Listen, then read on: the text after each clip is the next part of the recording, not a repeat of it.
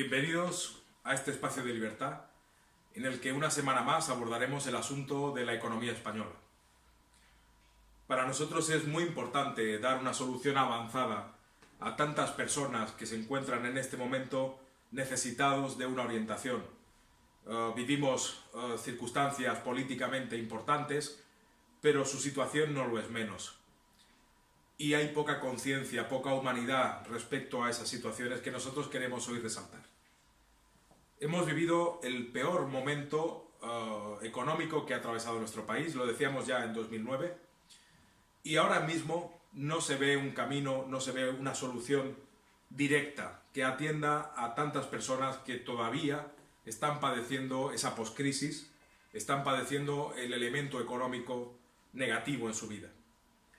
Creemos que es muy importante entender por qué hemos llegado hasta este punto para poder salir de él, transitar ese camino de forma que sea justa, atendiendo sobre todo a las primeras necesidades, a las personas que más lo necesitan, que no son ni más ni menos que primero las personas mayores y por supuesto los jóvenes. Los jóvenes porque no tienen empleo, por lo menos de una cierta calidad, la mayoría en precario, y personas de más de 50 años que están encontrando serios problemas para poder atender a sus familias y atenderse siquiera a sí mismos. Esto en cualquier país de los que nos rodea es inadmisible. No se consentiría ni en Francia, ni en Inglaterra, ni en Italia. En países de nuestro entorno, la situación económica tan lamentable que estamos viviendo en España. Se vive hambre callada. El hambre callada es la que cada uno tiene en su casa y no comunica a los demás por orgullo o por simplemente por no dar a entender los problemas que uno tiene, porque no estamos en una situación de solidaridad y sabemos que nadie se va a preocupar de ellos. Eso es un error, porque muchas veces el desconocimiento, la ignorancia, hace que no acudamos ni a las personas, ni al ayuntamiento, ni a las instituciones que están a nuestro servicio para poder atender esas necesidades. Muchas veces creemos que con nuestra propia desgracia tenemos bastante y no se nos ocurre la manera de poder salir adelante. Miren, todo parte de un sistema económico importantísimo a nivel constitucional que se dio en el año 78. Mulgraves diseñó un sistema económico que se llamó de libre mercado y que fue implementado perfectamente en nuestro país para que durante todo este tiempo de democracia hubiéramos disfrutado de ese sistema que se suponía que nos iba a traer estabilidad y que nos iba a dar grandes satisfacciones. No ha sido así, no ha sido así. Han habido etapas de prosperidad, es cierto, pero esas etapas han traído la burbuja inmobiliaria, han traído desahucios y la ganancia sobre todo de unos pocos. El pelotazo, el hacer las cosas de manera que se arriesga empresarialmente por aquellos afines a las instituciones que favorecen ese negocio, como se está viendo ahora con la corrupción, para que luego esa factura de lo que haya salido mal, de aquellos proyectos empresariales que no hayan funcionado en nuestro país, la paguemos todos los españoles. De nuestro bolsillo salen todos los errores que se han venido cometiendo durante 38 años de democracia que tenemos en este momento. Es por tanto de justicia dirigirnos personalmente a los que no llegáis a final de mes, a las personas que teniendo 50 años no encontráis un empleo, a aquellos que vivís una situación de precariedad que no os permite disfrutar de una calidad de vida como la que parecía que íbamos a tener en este país. ¿Y por qué no la tenemos? No la tenemos porque no se está redistribuyendo la riqueza. Como decimos, se está cada vez más estratificando nuestra sociedad. Se están creando altibajos, picos, momentos de cierta prosperidad que vienen seguidos, como en un ciclo económico, de un tiempo en el que eso se ralentiza. Hay factores políticos, como ahora ha sucedido con Cataluña, por ejemplo, que ayudan sobremanera a que esto pase, pero también sucede porque no hay una previsión en el largo plazo. No hay un pacto de los partidos políticos, como no lo hay ni siquiera en educación, para poder hablar de economía con cierta estabilidad en nuestro país.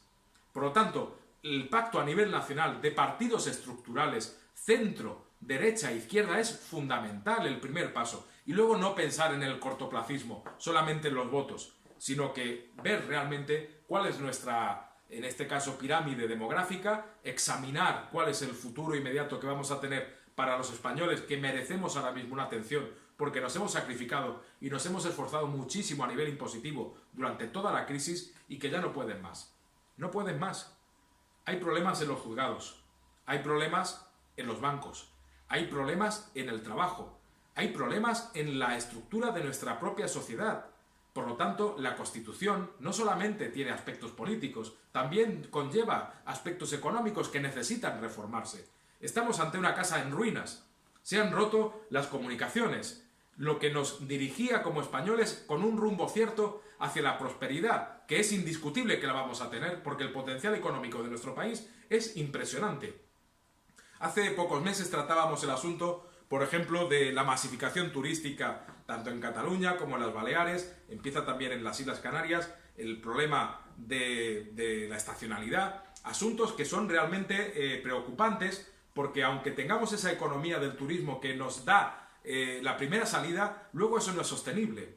No se está cotizando al nivel que necesitamos para pensiones, para sostener en definitiva un Estado mastodóntico demasiado grande que está necesitando de manera voraz muchísimos recursos que en este momento no generamos los españoles.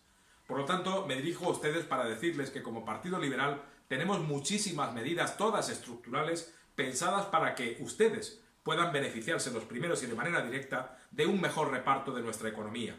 El diseño de una economía liberal es importantísimo que se vuelva a producir en nuestro país, por una sencilla razón, porque se intentó en el año 78. Los partidos de izquierdas asumieron el liberalismo como una forma de vida económica, pero luego en la práctica han reducido ese liberalismo a la pura intervención. Como venimos diciendo en muchos de nuestros discursos, se están haciendo barras de pan en los ayuntamientos. Recordarán, sin ir más lejos, en cómo se gestionó la burbuja inmobiliaria. ¿Por qué no se hizo, por ejemplo, por parte de las izquierdas, un mejor uso, que en ese momento gobernaba Zapatero, del propio Ministerio de la Vivienda para hacer más justicia social entre todos los españoles en lugar de entregarle esa solución a los bancos? Evidentemente han mirado por su propio interés, algunos de ellos se han fortalecido, se han unido y competitivamente ahora tienen mejor resultado. Pero lo que tenemos realmente como españoles, lo que percibimos nosotros, es que nadie viene a nuestra casa a decirnos qué solución económica es la más adecuada para el momento en el que nos encontramos. Nos dicen que ahorremos, pero no se puede. Si no ahorramos no hay consumo. Si no hay consumo se rompe la economía. Por lo tanto, tenemos que pagar impuestos. Estamos llegando a fin de mes de forma muy precaria. Lo que necesitamos realmente es un impulso desde las instituciones, un proyecto económico en el que poder volver a creer. Y eso es posible. Es posible porque creemos que una vez que se haya superado esta faceta en la que hemos creído que esos problemas se tenían que solucionar con banderas, con extremismos, una vez que hayamos pasado de ese ciclo, entenderemos que realmente si no hay humanidad, si las personas no se ven beneficiadas de un sistema económico que sea proporcional, España no seguirá adelante, de la manera en que todos deseamos de corazón que suceda. Me dirijo a los que lo están pasando realmente mal, a aquellos que viven el hambre callada, que callan su propia hambre para que el vecino, el de la puerta de enfrente, no sepa cuál es su situación económica real y piensa que eso solamente le está pasando a él. No, no es así. Hay muchísimas personas que no están siendo atendidas en este momento y nos referimos a los jóvenes con un empleo, el poco que tienen precario, y a las personas de más de 50 años que no pueden sostener ya a sus familias, que si pierden el empleo tienen una difícil recolocación laboral y sobre todo, a aquellas personas que a pesar de hacer un esfuerzo económico importantísimo, de estar cada día dedicando el sacrificio de su vida a unas horas laborales, no les rinden lo suficiente para poder llegar a fin de mes. Pensionistas que están sosteniendo con su pensión a sus nietos, por ejemplo, que les dan de comer, que están apoyando las hipotecas de los más jóvenes porque estos no tienen empleo, a todos aquellos que necesitáis de un servicio social, que no se os atiende, que tenéis que ir a una residencia y veis los precios que tienen las residencias privadas y que las públicas son completamente insuficientes. ¿Por qué ha pasado todo esto? ¿Por qué hemos vivido una cultura del pelotazo en la que el empresario que tenía afinidad con ciertas estructuras políticas podía hacer sus negocios sin tener ninguna preocupación? Porque si el negocio quebraba y no le iba bien, la factura la pagábamos todos los españoles. Y esto lo estamos viviendo todavía en el sistema nuevo, en el sistema que tenemos en este momento.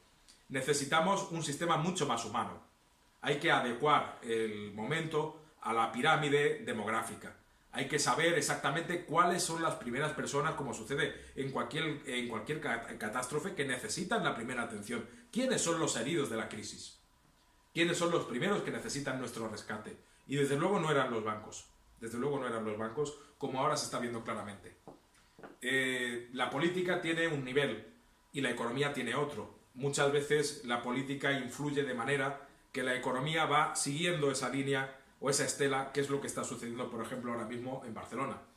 Pero también la economía tiene su potencial y en algunas ocasiones hemos visto cómo los políticos hacían seguidismo de esa economía. ¿Por qué se hace ese seguidismo? ¿Por qué se llega a depender económicamente en lugar de liderar un proyecto o un camino? Pues muy sencillo, pasa por el cortoplacismo, porque esos políticos solamente piensan en el voto de los 4 años. Y en 4 años no se soluciona este problema. Necesitamos pensar estructuralmente en 15 años, en ver la pirámide demográfica, en analizar en profundidad, diagnosticar cuáles son las verdaderas necesidades sociales para que el Estado las atienda en primer lugar. Un Estado que está, como decimos, demasiado grande. Tiene que reducirse, tiene que hacerse nuclear. Tiene que llegarse a un Estado que sea eficaz, que sea competitivo, que prevea los problemas de los más débiles y que le dé soluciones sin necesidad de que eso suponga un coste elevado para los españoles. No podemos llegar a fin de mes porque tenemos que hacer declaraciones trimestrales de todos los impuestos y anuales y de todo tipo que hacen que realmente pues un 25% de toda nuestra riqueza esté circulando ahora mismo para el Estado. Esa riqueza que el Estado dispone de ella es transitoria, la administración es deficitaria en todos los sentidos. Por mucho que ese 25% se derive hacia lo que es la financiación de comunidades autónomas y del propio Estado, es insuficiente, porque los gastos que estamos teniendo son grandísimos. Por lo tanto, no queda más remedio que acudir desde un punto de vista de las izquierdas al endeudamiento, a provocar más deuda. Además, complementado, como están diciendo ahora, con una subida de impuestos. Nosotros somos totalmente contrarios a ese tipo de medidas.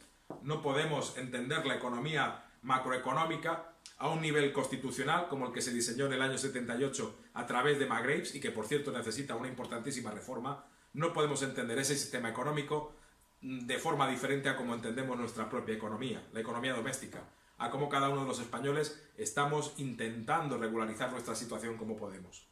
Lo que faltan son oportunidades.